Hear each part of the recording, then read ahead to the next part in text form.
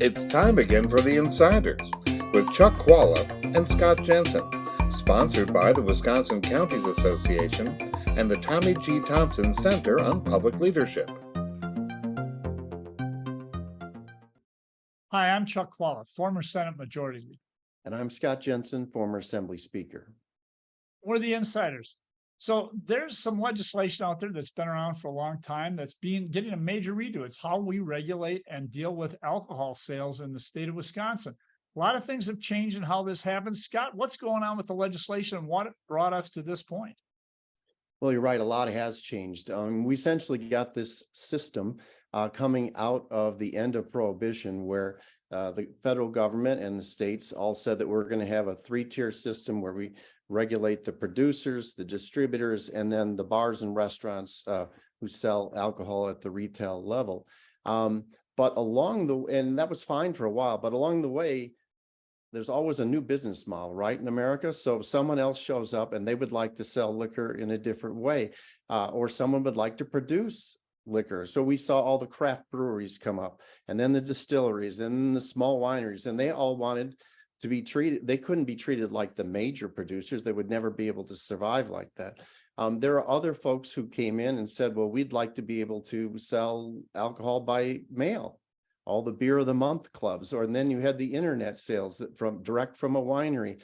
All those things are kind of going around the system that was built. And so each year, practically, the legislature has to do something to patch up that system. And it's been going on for, almost a century now. And finally, they have said we need to do a major reset because all these patches have resulted in all sorts of unlevel playing fields with people that are competitors. And so, when you look at the winners of this, I think all the incumbent players surely ended up being winners in this. I think most of the new entrants that we've seen the last few decades have come out better than they were before. The one that probably is a loser in this is the wedding barns, because they sort of considered themselves to be an event venue. We're not a bar or a restaurant. Why do we need a liquor license? Why do we need to be treated like those bars and restaurants? And the bars and restaurants said, well, because you're taking away our business. Weddings are a big deal where we are, and you're competing against us. You should have to play by the same rules as us. So that's one group, I think, that probably that will continue to rub, and we'll probably come and revisit that subject several more times. But this was a much needed reset of the whole thing, though it's not done, right? I mean, there's always going to be another business model. There's always going to be another idea that someone has when it comes to alcohol. And they're either going to have to keep revisiting the system forever, or realize that maybe the three-tier system that we came out of the Prohibition with is probably not right for the 21st century, but we'll see. Well, I think that Scott gave a good summary of this, except that I would like to take a little step backwards or farther back from it and look at it this way. Back when Scott and I were in the legislature, this was around, and it was a significant thing.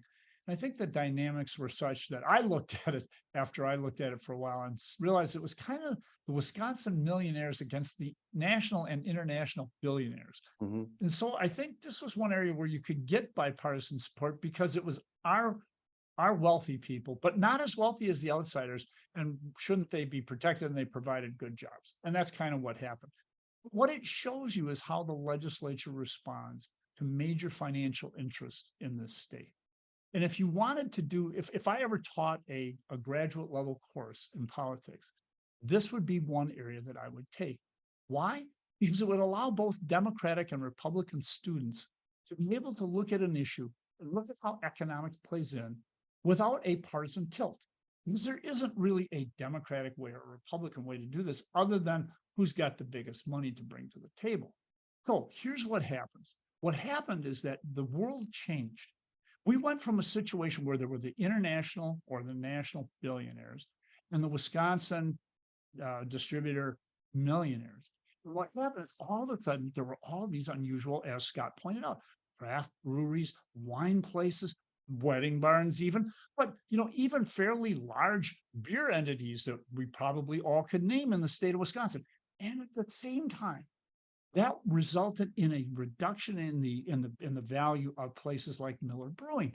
Notice they got bought out, so they're no longer in Wisconsin, don't have quite the same thing. So all of these things were changing, and the dynamics of who was in power and who had the most money to bring to the table was being kind of dirtied up by a situation where you had all sorts of small players, oftentimes right in the backyard of some legislator, who were saying, hey, it's unfair that what's going on here. That unfairness was there before, but now it was really in sharper relief because it was in your district. This is the kind of thing that a good political science teacher could use to take a nonpartisan issue and teach people about the influence of money and how things happen and how you can beat that influence, et cetera. But to me, it's a case study in a very interesting phenomenon. But at the end of the day, follow the money.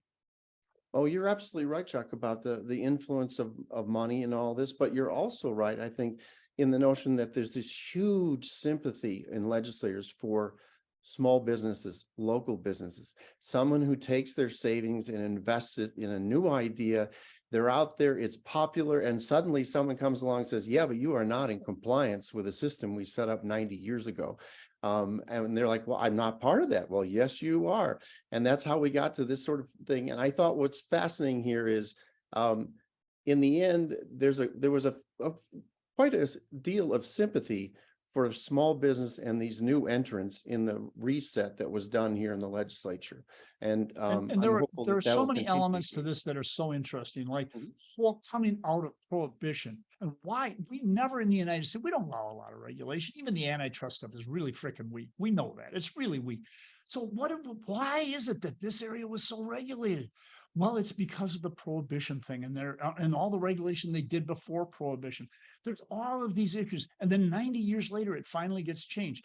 And so there are a lot of different elements to study here as a political scientist, as an economist, whatever. And it's really the kind of thing that people should take some time to look at. But it's dreadfully boring. So nobody on the outside really cares. It's important, though. It is important. We'll need see to you get next an time. old fashioned with that fish fry. You got to make sure that There that you can go. happen in Wisconsin. We'll see you next time, guys. You've been listening to The Insider with Chuck Chvala and Scott Jensen, sponsored by the Wisconsin Counties Association and the Tommy G. Thompson Center on Public Leadership.